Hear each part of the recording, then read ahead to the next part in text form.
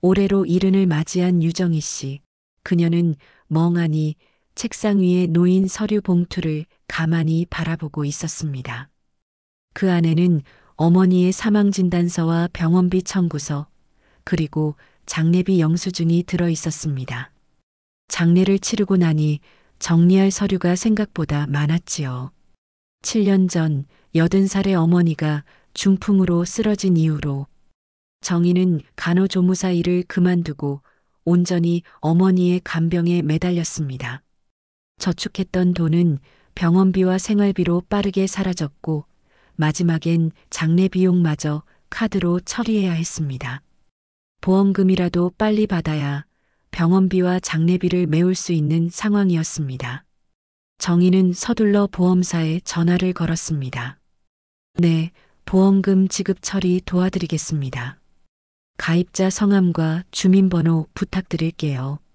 정희는 직원의 요청에 차분하게 정보를 불러주었습니다.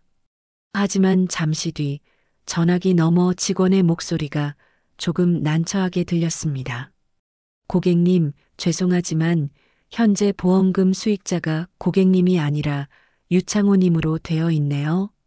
정희는 순간 이해가 가지 않았습니다. 네, 유창호요? 제 동생인데 무슨 말씀이세요? 수익자 정보가 지난달 18일자로 변경된 기록이 있습니다. 현재로서는 유창호님만 보험금 청구가 가능합니다. 정희의 머릿속은 하얗게 변했습니다. 믿기지 않아 다시 한번 물었습니다. 확실한가요? 원래 어머니가 가입할 때부터 수익자가 저였어요. 제가 지난달에 뭘 바꾼 적도 없는데 직원은 재차 확인해 주었지만 결과는 달라지지 않았습니다. 죄송합니다. 변경된 기록이 확실합니다. 정희는 전화를 끊자마자 자리에 털썩 주저앉았습니다. 머리가 어지럽고 눈앞이 흐려졌지요. 창호의 이름을 듣자마자 정희의 가슴속 깊숙이 잠들어 있던 서운함이 다시 솟구쳐 올라왔습니다. 어릴 적부터 어머니는 늘 아들인 창호를 먼저 챙겼습니다. 아들은 집안의 기둥이고 딸은 시집가면 남이다라는 말이 정희의 귀에는 수십 년째 맴돌았고 그 말이 평생 그녀의 가슴에 박힌 채로 살아왔지요. 어머니를 돌보며 7년을 곁에서 밤낮으로 지켰지만 결국 어머니는 마지막 순간까지도 창호를 선택한 것이었습니다. 정희는 가슴속 깊이 묻어두었던 억울함과 서운함이 동시에 터져나오는 것을 느꼈습니다. 눈에서 뜨거운 눈물이 흘러내렸습니다. 엄마, 결국 엄마에게는 내가 그런 존재였어요? 그렇게 내가 옆에서 챙기고 간병하고 끝까지 곁을 지켰는데 결국엔 창호였어? 정희는 분노와 서운함에 손끝이 떨렸습니다. 억울한 마음을 주체할 수가 없었습니다. 그날 저녁 정희는 잠들지 못한 채 거실에 앉아 오랫동안 어머니의 사진만 바라봤습니다. 엄마는 나한테 한 번도 미안했던 적이 없었던 거구나. 결국 마지막까지 난 엄마에게 두 번째였던 거야. 사진 속 어머니는 창호를 품에 안고 있었고 정희는 옆에서 조금 어색한 미소를 짓고 있었습니다. 일흔이 되어서도 정희는 그 오랜 사진을 보니 더욱 마음이 무너졌습니다. 엄마한테 나는 평생 출가한 남이었네요. 마지막 순간까지도 결국 아들이었어요. 나는 도대체 무슨 의미였던 거예요? 그녀는 말없이 오랜 시간 사진만 바라보며 울었습니다. 이때 정희는 아직 전혀 알지 못했습니다. 그녀가 모르는 그 며칠 사이 창호가 몰래 병원을 방문했었고 어머니가 정신이 흐릿한 상태에서 수익자 변경 서류에 서명했다는 사실을 말입니다. 이 모든 진실은 덮어진 채 그저 어머니를 향한 깊은 오해와 아픔만 간직하고 있었습니다. 다음 날 아침 정희는 거의 뜬 눈으로 밤을 지새우고 나서 정신을 차리고 병원 간호가로 전화를 걸었습니다. 7년이라는 긴 시간 동안 어머니의 간병을 함께한 수간호사 김 선생에게 마지막 인사도 제대로 전하지 못하고 병실을 떠났기에 전화로 안부라도 물으며 그동안의 수고에 대한 감사를 전해야겠다는 생각이 들었습니다. 전화가 몇 번 울리더니 익숙한 음성이 들려왔습니다. 안녕하세요, 간호가입니다. 정희는 떨리는 목소리로 조심스럽게 말을 꺼냈습니다. 김 간호사님, 저 708호 보호자 유정이에요. 어머니가 돌아가시고 제가 정신이 없어서 이제야 연락드려요. 김 간호사는 정희의 목소리를 듣고 바로 알아챘습니다. 정희님 많이 힘드시죠? 저도 장례식이 끝난 후에 연락을 드리려고 했어요. 정희는 잠시 침묵하다가 어렵게 말을 꺼냈습니다. 제가 조금 이상한 일이 있었어요. 보험사에 연락해보니 수익자가 제가 아니라 남동생으로 되어 있다고 하네요. 이게 어떻게 된 일인지 모르겠어요. 혹시 어머니 마지막 며칠 사이에 무슨 일이 있었던 건지 알고 계세요? 김 간호사는 잠깐 숨을 고른 후 차분한 목소리로 대답했습니다. 정희님이 그때 몸살이 심해서 다른 병실에 입원해 계셨던 그때 말씀하시는 거죠? 그때 아드님이라는 남성분이 다녀가셨던 일이 있어요. 정희는 순간 깜짝 놀랐습니다. 창호가요? 정말 창호가 병원에 왔었어요? 저는 전혀 몰랐는데. 김 간호사는 조심스럽게 이야기를 이어나갔습니다. 네. 그때 어머님께서는 진통제를 계속 맞고 계셔서 정신이 흐릿한 상태였어요. 아드님이 늦은 저녁 병실에 오셨는데 저희는 처음 뵈었지만 가족관계 증명서도 가져오셨고 어머님 가족이라 병실 출입을 허락해 드렸었죠. 정희의 목소리는 떨리기 시작했습니다. 그럼 그때 창호가 어머니와 무슨 이야기를 했는지 아세요? 김 간호사는 잠시 생각에 잠긴 듯 말을 골랐습니다. 정확히 무슨 대화를 나눴는지는 모르겠지만 그 이후에 어머님 상태가 조금 이상했어요. 자꾸 불안해하시면서 저를 붙잡고 말씀하시더라고요. 김 간호사, 내가 지금 꿈을 꾸는 건가? 우리 창호가 와서 나한테 뭘 하라고 했는데 내가 뭘 쓴 것 같기도 하고 아닌 것 같기도 하고 이렇게요. 정희는 전화기를 쥔 손끝이 점점 더 떨려오는 걸 느꼈습니다. 그래서요? 그때 어머니가 다른 말씀은 없으셨어요? 그 순간엔 그게 진통제 때문인 줄 알았는데 어머님이 다음날 아침에 정신이 잠깐 맑아졌을 때 다시 절 부르셨어요. 그리고 아주 간곡하게 부탁하셨죠. 본인이 정신이 없을 때 아드님이 서류에 서명하게 한 것 같다고요. 그래서 꼭 정희님한테 이 말을 전달해 달라고 하시면서 저보고 대신 휴대폰으로 그 말씀을 녹음해 달라고 하셨어요. 정희의 눈에서는 저절로 눈물이 흘러내렸습니다. 그 눈물은 그동안 자신의 서운하고 억울했던 감정이 오해에서 비롯된 것일 수도 있다는 희망 같은 것이었습니다. 녹음이요? 정말 그런 걸 남기셨어요? 네, 어머님께서 녹음 기능을 모르시니까 제게 대신 녹음을 부탁하셨어요. 어머님이 힘드신 와중에도 정신을 붙잡고 또박또박 말씀을 남기셨어요. 정희는 떨리는 목소리로 다시 물었습니다. 그 녹음 지금도 가지고 계세요? 물론이죠. 제가 꼭 정희님께 직접 전해드리려고 보관하고 있었어요. 장례식 이후에 정신 없으실 테니 조금 기다렸다가 전해드리려고 했어요. 정희는 깊게 숨을 내쉬었습니다. 가슴속에 맺혀있던 오해와 서운함이 서서히 풀리는 듯한 느낌이 들었습니다. 오늘 제가 바로 병원으로 갈 수 있을까요? 그 녹음 꼭 들어보고 싶어요. 김 간호사는 흔쾌히 답했습니다. 네, 바로 오셔도 됩니다. 제가 기다리고 있을게요. 전화를 끄는 정희는 거실 소파에 앉아 두 손으로 얼굴을 감싸쥐었습니다. 그녀는 아직 어머니의 진심을 알지 못했지만 이제서야 처음으로 자신이 알지 못했던 이야기가 있다는 걸 느끼고 있었습니다. 그녀는 조용히 가방을 챙기며 중얼거렸습니다. 엄마는 정말 내게 어떤 말을 남기고 싶으셨던 거예요? 정희는 곧바로 병원으로 향할 준비를 했습니다. 그 병원에는 그녀가 아직 듣지 못한 어머니의 마지막 진심이 기다리고 있었습니다. 정희는 병원으로 향하는 길 내내 심장이 떨렸습니다. 병원에 도착한 그녀는 익숙한 복도를 걸으며 깊게 숨을 쉬었습니다.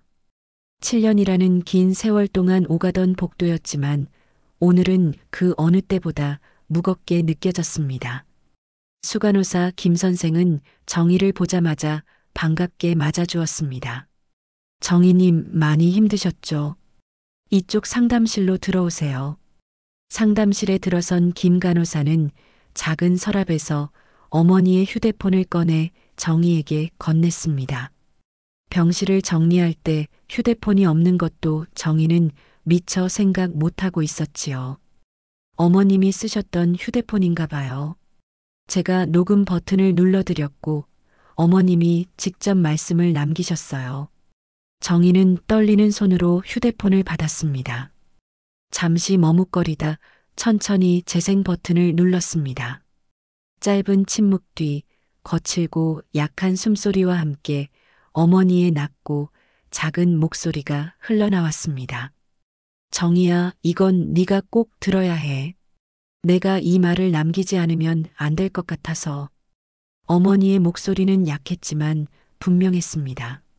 정희는 그 목소리를 듣는 순간 눈물이 차오르는 것을 느꼈습니다. 그날 네가 병원에 입원해 있던 날 창호가 병실에 왔었다. 통증이 너무 심해서 내가 정신이 없었는데 그 애가 서류를 내밀고 내 손을 잡고 뭘 자꾸 쓰라고 하더라고. 나는 무슨 서류인지도 모르고 그냥 그 애가 하자는 대로 서명을 했던 것 같아. 어머니는 숨을 가다듬고 다시 말을 이었습니다. 그때는 너무 어지럽고 정신이 없어서 꿈인 줄만 알았는데 나중에 정신이 돌아왔을 때 그게 진짜였다는 걸 알게 됐어. 창호가 보험 수익자를 바꾼 걸 그제서야 깨달았지. 그래서 너무 놀라고 오만 가지 생각이 다 들어서 가슴이 무너졌단다. 정희는 휴대폰을 쥔 손끝이 떨렸습니다. 어머니의 목소리에는 절박한 미안함과 안타까움이 담겨 있었습니다. 정희야, 나는 평생 너한테 제대로 미안하다는 말도 고맙다는 말도 못하고 살았더랬지.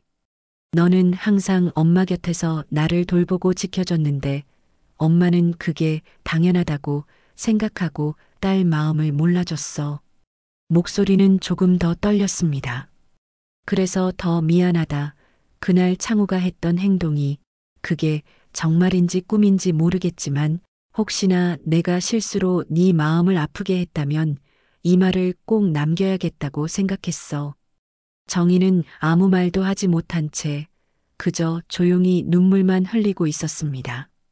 정희야, 이 늙은 엄마가 평생 너를 소홀히 했지만 엄마 마음은 그게 아니었어.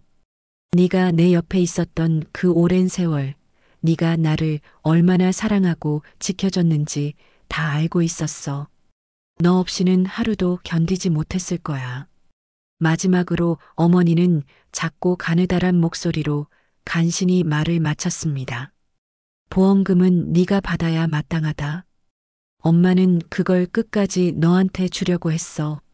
창호가 무슨 마음으로 그렇게 했는지 모르겠지만 그것만큼은 꼭 네가 받아야 해. 그리고 이 말을 꼭 기억해줘.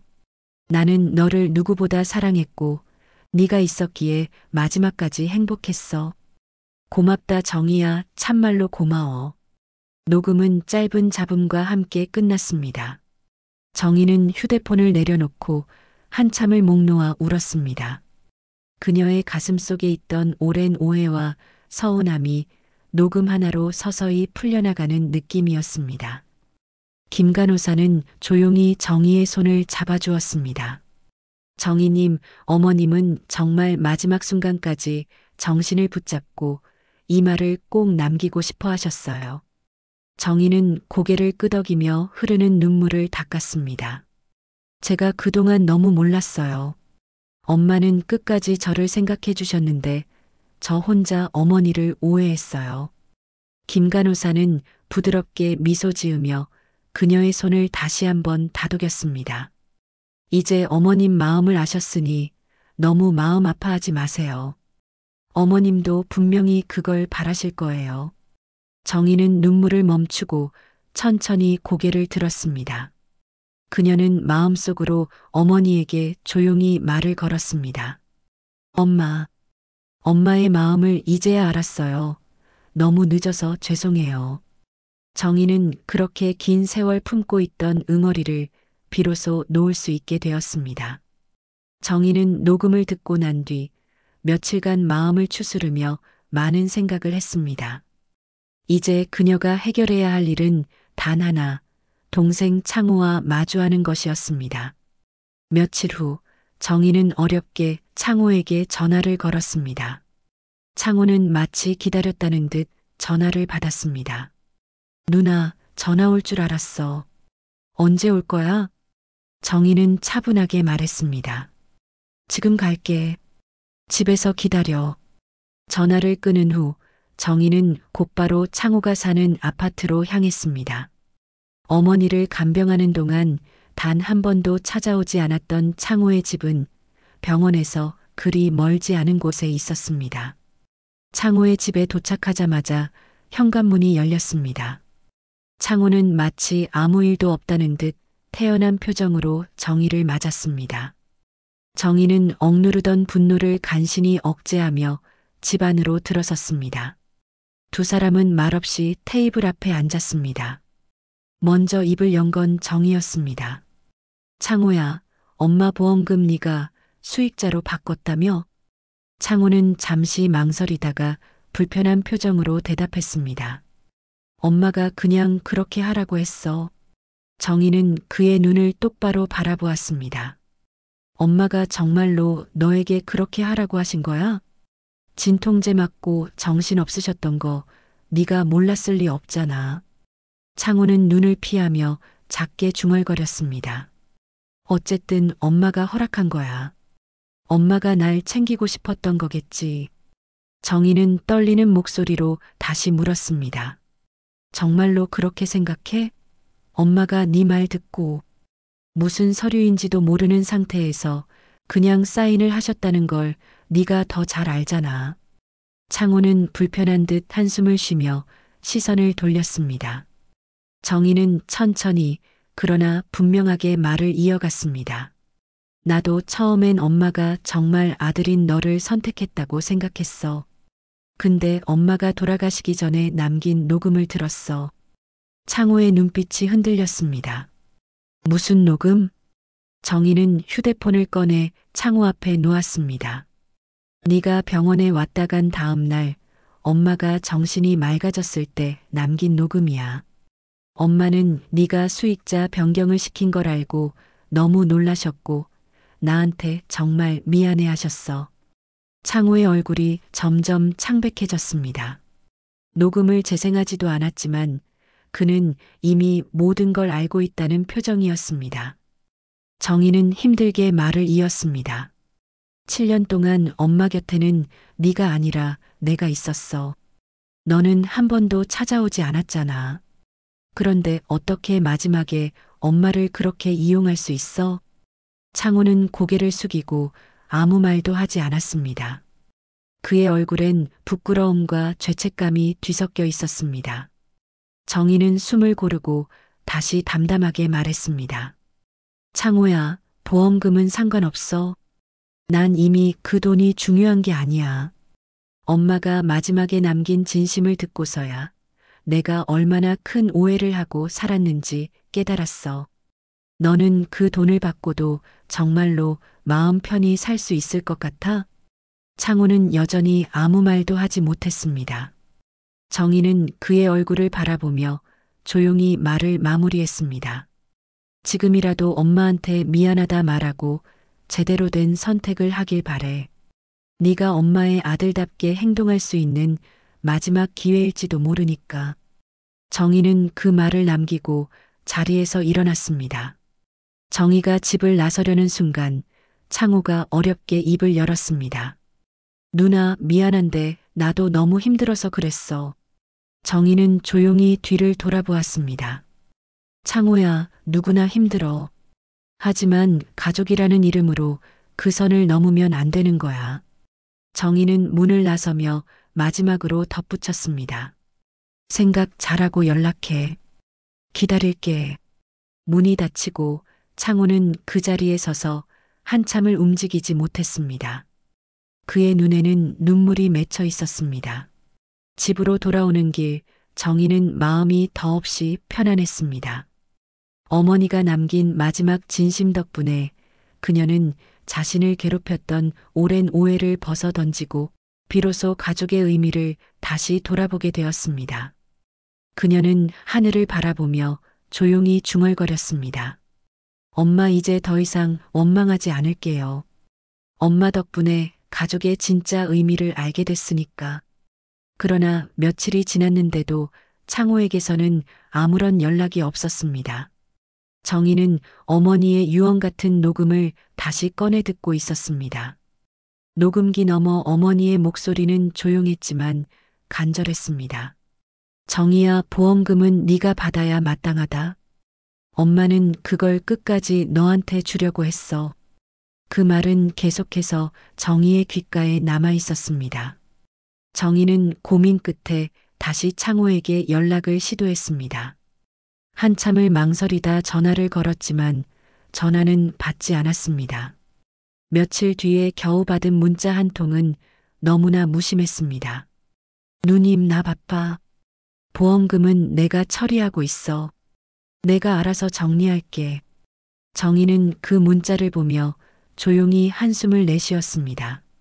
어머니의 진심은 전해졌지만 동생의 마음은 조금도 움직이지 않은 듯 했습니다. 정희는 결국 보험사에 직접 연락을 했습니다. 녹음 파일을 제출할 수 있는지, 어머니의 마지막 의사가 수익자 변경에 영향을 줄 수 있는지를 물었습니다. 직원의 대답은 원칙적이었습니다. 녹음만으로는 법적 효력을 판단하기 어렵습니다. 수익자 변경에 대해 이의 제기를 하시려면 법적 절차를 밟으셔야 합니다.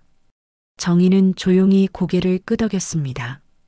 보험금 그 자체가 목적은 아니었지만 어머니가 그녀에게 남긴 마지막 말은 그저 감정이 아닌 하나의 책임처럼 느껴졌습니다. 그날 저녁 정희는 어머니의 사진 앞에 앉아 조용히 말을 걸었습니다. 엄마, 창호는 아직 마음의 문을 닫고 있네. 하지만 엄마가 정말 원하셨던 게 뭔지 나는 알고 있으니까 그게 무엇이든 저 혼자라도 바르게 살아볼게요. 정희는 마음속으로 이미 결심하고 있었습니다. 창호가 변하지 않더라도 어머니의 뜻을 지키기 위해, 그리고 자신이 품은 오해를 완전히 치유하기 위해 끝까지 할 수 있는 일을 하기로 말입니다. 정희는 그날 밤 조용히 수첩을 펴고 노트를 정리하고 있었습니다. 노트에는 어머니의 보험 가입일자, 보험사 이름, 그리고 지난 7년간 어머니를 간병하면서 적어둔 짧은 메모들이 정리되어 있었습니다. 4월 17일, 내가 병원 입원한 날. 그날 창호가 다녀간 걸 나중에 들음. 4월 18일, 보험금 수익자 변경. 4월 19일, 수익자 변경에 대한 진실이 담긴 어머니의 마지막 녹음. 정희는 멈칫하다가 조용히 녹음기를 다시 켰습니다. 어머니의 목소리가 또렷하게 흘러나왔습니다. 정희야, 내가 꿈에서 뭘 쓴 것 같은데 그게 정말 창호 말 듣고 한 건 줄 알고 너무 놀랐어. 나중에 정신이 돌아오고서야 그게 뭔지 알았단다. 내가 꼭 알아야 할 말이야. 정희는 이 음성을 근거로 보험사에 이의 제기를 할 수 있을지 알아보기로 결심했습니다. 며칠 후 정희는 서울에 있는 한 무료 법률 상담소를 찾았습니다. 노트를 챙겨갔고 간호사에게 받은 증언 내용도 정리해 두었습니다. 상담을 맡은 변호사는 녹음을 들어보고 잠시 생각에 잠긴 뒤 조용히 말했습니다. 녹음 내용이 구체적이고 병원에서 해당 시점의 진료 기록, 투약 기록, 그리고 담당 간호사의 진술서까지 확보할 수 있다면 보험 수익자 변경의 무효 소송으로 이어갈 수 있습니다. 가능성이 있을까요? 쉽지는 않지만 도전할 가치는 있습니다. 무엇보다도 중요한 건 계약자가 수익자 변경 당시 의사 능력이 있었는가입니다. 진통제 투약 당시 혼수 상태거나 판단력이 떨어졌다면 해당 변경은 무효로 판단될 수 있어요. 정희는 고개를 끄덕이며 수첩을 꾹 쥐었습니다. 그날 저녁 정희는 보험사에 내용 증명을 보낼 준비를 했습니다. 내용 증명에는 어머니의 상태, 녹음의 내용, 그리고 간호사의 증언 협조 요청이 포함되어 있었습니다. 며칠 뒤 창호에게서 전화가 걸려왔습니다. 목소리는 겉으로는 침착했지만 분명히 날이 서 있었습니다. 누님, 보험사에 내용 증명 보냈다며? 이제 와서 그게 무슨 소용이야. 엄마가 날 수익자로 바꾼 건데. 정희는 담담하게 대답했습니다. 창호야, 엄마가 정신이 흐릿하셨을 때 넌 그걸 이용했잖아. 그게 네가 정말 원하는 엄마의 마지막 기억이야? 누님이 그 녹음 하나로 뭘 하겠다고? 법원에서 인정이나 해줄 것 같아? 그래도 난 해볼 거야. 엄마가 내게 남긴 마지막 말은 단순한 목소리가 아니라 증언이니까. 창호는 아무 대답도 하지 않았습니다. 그리고 정희는 조용히 전화를 끊었습니다. 그날 밤 정희는 오랜만에 어머니가 머물던 방에 들어갔습니다. 방 안은 그리움과 여운으로 가득했습니다. 어머니의 빈 의자 위에 놓인 다산정약용의 책을 펼쳐보며 정희는 엄마가 접어놓은 페이지의 한 문장을 읽어내려갑니다. 마음이 올바르면 굽은 것도 펴지고 마음이 그르다면 바른 것도 굳게 보인다. 그녀는 자신이 지금 선택한 길이 굽어 보일지 몰라도 어머니가 원하셨던 마지막 의로움은 분명히 곧게 세워야 할 진심이라고 믿고 있었습니다. 정희는 작은 손가방에 노트와 녹음기, 진료일지, 복사본을 챙겨 병원을 다시 찾았습니다. 그녀는 수간호사 김 선생과 약속된 상담실에서 마주 앉았습니다. 간호사님, 지난번 말씀해 주신 내용 혹시 간단한 진술서 형식으로 정리해 주실 수 있을까요? 김 간호사는 조용히 고개를 끄덕였습니다. 물론이죠. 정희님, 어머님께서 마지막에 남기신 그 말씀, 제 마음에도 남아 있었어요. 그날 녹음 당시에 어머님은 분명히 정신이 맑으셨고 본인의 뜻을 정확히 전달하고자 하셨어요. 정희는 진심으로 감사 인사를 전하며 진술서와 병원 기록 복사본, 당시 투약 기록을 함께 정리해 법률 상담소에 제출하기 시작했습니다. 며칠 후 창호는 보험사로부터 이의제기 접수 통보를 받았습니다. 동시에 법률 대리인이 내용을 검토 중이라는 연락도 받았습니다. 그날 밤 창호는 소파에 앉아 한참을 멍하니 있었습니다. 그의 눈앞에는 어머니가 병실에서 혼잣말로 중얼거리던 모습이 떠올랐습니다. 정신이 없어서 꿈인 줄 알았는데. 창호야, 너 맞니? 창호는 자신이 한 행동이 단순한 가족 간의 재산 다툼이 아니었다는 것을 이제야 조금씩 체감하고 있었습니다. 다음 날 정희는 창호와 다시 마주하게 되었습니다. 이번엔 조용한 카페에서였습니다. 정희는 말없이 녹음기를 꺼내 테이블 위에 놓았습니다. 그리고 간단히 정리한 병원 투약 기록과 간호사의 자필 진술서를 꺼내 보였습니다. 이제 이건 단순히 가족 간 말다툼이 아니야. 엄마의 판단 능력이 명확하지 않았다는 객관적인 기록이 있고 어머니 스스로 너의 부당한 행동을 인지하고 계셨다는 증언이 있어. 창호는 이를 지켜보며 불안한 듯 컵을 두 손으로 감싸쥐었습니다. 그래서 누나, 그걸로 결국 나 고소할 거야? 정희는 단호하게 고개를 저었습니다. 그건 중요하지 않아. 나는 벌을 주고 싶은 게 아니야. 엄마가 마지막까지 남긴 말이 진심으로 반영되길 바랄 뿐이야. 그게 엄마가 내게 부탁한 마지막 일이니까. 창호는 한참을 말없이 있다가 조용히 입을 열었습니다. 누나, 나도 요즘 계속 생각해. 내가 그날 왜 그랬는지. 엄마 앞에서 나 자신이 얼마나 비겁했는지. 정희는 말없이 그를 바라보았습니다. 그날 이후 창호는 보험사에 연락해 정희가 제출한 자료를 확인하겠다는 입장을 전달했습니다. 그러나 여전히 수익자 명의 변경에 대한 법적 책임을 인정하지는 않았습니다.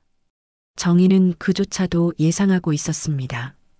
사람은 쉽게 변하지 않고 진실은 항상 곧바로 받아들여지는 것이 아니기 때문입니다. 그녀는 다산 정약용의 말을 다시 떠올렸습니다.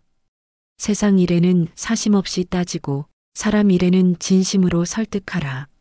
정희는 자신이 끝까지 진심으로 어머니의 뜻을 지키고 동생과도 진심으로 마주한 것에 부끄러움이 없었습니다. 보험사로부터 도착한 봉투를 받아든 정희는 손끝이 살짝 떨리는 것을 느꼈습니다. 편지함에서 꺼낸 그 우편물 안에는 마침내 기다려온 결정이 담겨 있었습니다.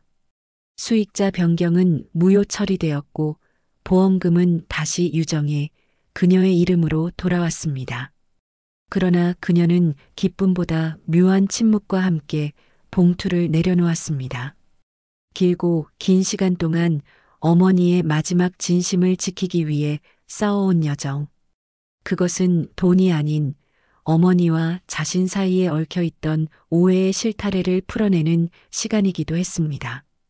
정희는 곧장 서울 외곽의 노인요양병원으로 향했습니다. 오랫동안 준비해두었던 기부금 봉투를 조용히 건넸고 병원장은 의아해하며 이름이라도 남겨야 하지 않겠느냐 물었습니다. 어머니 뜻이에요. 이름은 남기지 말아주세요. 그것은 그녀만의 작별, 조용한 헌신이었습니다. 며칠 후 정희는 뜻밖의 전화를 받았습니다. 수화기 너머 목소리가 약간 떨리고 있었습니다. 고모 저 지수예요. 창호의 딸 지수는 이미 출가해서 살고 있던 터라 최근에서야 정희가 간병해온 지난 세월과 보험 문제를 알게 된 것이었습니다. 그동안 아무것도 몰랐어요. 엄마는 가끔 말씀하셨는데 그냥 무심히 넘겼어요. 고모가 할머니 옆에 계셨던 시간이 너무 미안하고 또 감사해요. 그리고 아버지 일은 정말 죄송해요. 정희는 담담히 웃으며 대답했습니다. 지수야, 마음 알아줘서 고마워. 할머니도 하늘에서 그 마음 알 거야. 지수는 그날 밤 아버지 창호에게도 전화를 걸었습니다. 아빠 어떻게 그렇게까지 하셨어요? 고모 혼자 할머니 돌보게 하고 보험금까지. 아빠가 왜 그랬는지 모르겠어요. 그냥 실망이에요. 앞으로 당분간 연락하지 않을게요. 통화는 길지 않았습니다. 창호는 아무 말 없이 전화를 끊었습니다. 그리고 또 며칠 후 함께 살고 있던 창호의 아들 준호가 짐을 싸서 나갔습니다. 식탁 위엔 메모 한 장이 조용히 놓여 있었습니다. 할머니와 고모에게 정말 부끄럽네요. 어머니 집으로 갑니다. 창호는 그 메모를 읽고도 한동안 일어나지 못했습니다. 말없이 앉아 식탁 너머 어딘가를 오래도록 응시했습니다. 겨울이 깊어갈 무렵 친척들이 오랜만에 한자리에 모이는 자리가 있었습니다.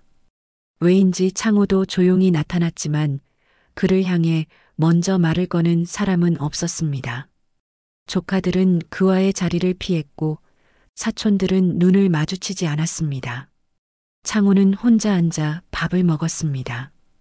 예전 같으면 모두에게 허풍을 떨던 그가 이젠 고개를 숙인 채 말없이 숟가락만 들었다 놨다 했습니다. 정희는 멀리서 그 모습을 지켜보았습니다. 아무 말 없이 자리에서 일어나 조용히 문 밖으로 나왔습니다. 걸어가는 길, 바람이 차게 불었지만 그녀의 표정엔 묘한 평온이 감돌고 있었습니다. 집에 돌아온 정희는 익숙한 일기장을 펼쳤습니다. 딸이라는 이유로 물러서야 했던 시간들. 언제나 아들에게 기울어진 기대 앞에서 나는 사랑받지 못한다고 믿었지만 이제야 알겠습니다. 엄마는 늘 저를 지켜보고 계셨다는 것을, 그 마음을 오해한 것도 증명하려 애쓴 것도 이젠 다 내려놓습니다. 이제는 제 삶을 살아도 괜찮겠지요. 고마워요, 엄마. 그녀는 펜을 놓고 창밖을 바라보았습니다. 하얀 눈이 천천히 세상을 덮고 있었습니다. 엄마, 오늘은 진심으로 따뜻한 날이에요. 오늘 인생만사 유정희님의 이야기는 어떠셨나요? 누구에게나 풀리지 않은 오해 하나쯤은 있습니다. 그 오해가 사랑을 가리고 그리움을 막아설 때도 있지요. 하지만 때로는 아주 작은 진심 하나가 그 모든 응어리를 풀어주는 열쇠가 되기도 합니다. 정희 씨는 오랫동안 마음속에 담아두었던 슬픔과 오해를 마침내 내려놓았습니다. 그녀는 엄마의 마지막 목소리를 통해 비로소 자신이 외면당한 딸이 아니라 끝까지 믿음을 지킨 딸이었다는 사실을 알게 되었지요. 지금 이 순간 여러분 곁에도 말로 다하지 못한 진심이 있다면 오늘은 그 마음을 살며시 꺼내어도 좋겠습니다. 인생만사는 다음 이야기로 다시 찾아뵙겠습니다. 소중한 시간 끝까지 함께 해주셔서 감사합니다.